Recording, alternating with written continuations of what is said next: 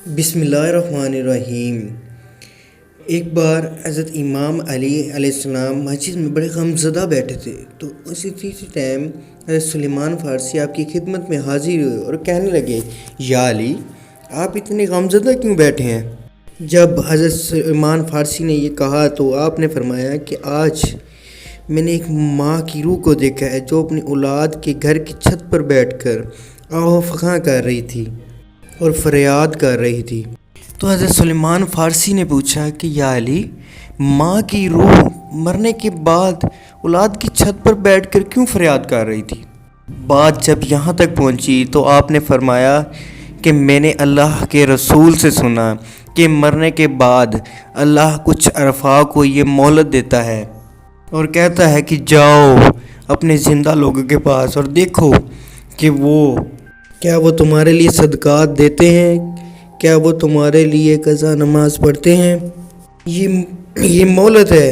روز محشر تک، تاکہ تمہارے نیک اعمال کا ترازو بھاری ہو جائے۔ کہ مرنے کے بعد ماں باپ کی روح اپنی اولاد کی چھت پر بیٹھ جاتی ہے اور بار بار یہی فریاد کرتی ہے کہ ہم نے تمہیں پالا،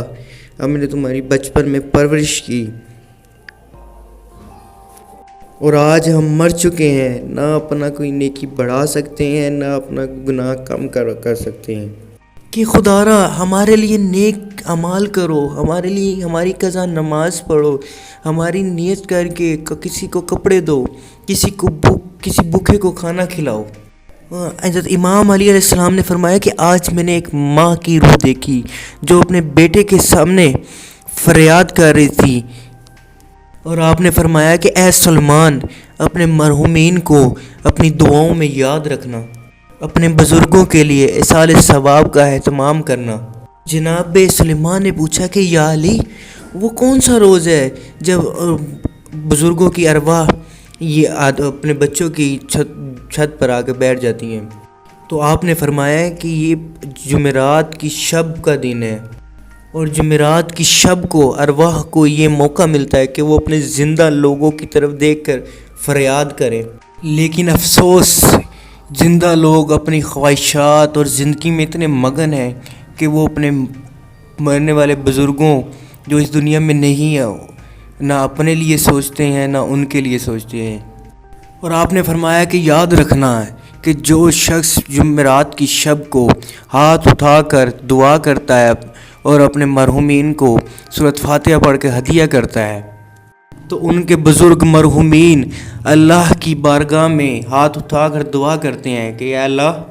میری اولاد نے مجھے مرنے کے بعد بھی نہیں بلایا، تجھے واسطہ ہے اپنے پیارے حبیب کا، ان کی زندگی کو آسان کر، ان کی مشکلات کو ختم کر، اور ان کو وہ عطا کر جو یہ چاہتے ہوں۔ اور اللہ مرحومین کی دعا جو زندہ لوگوں کے لیے کی گئی ہو کبھی رد نہیں کرتا۔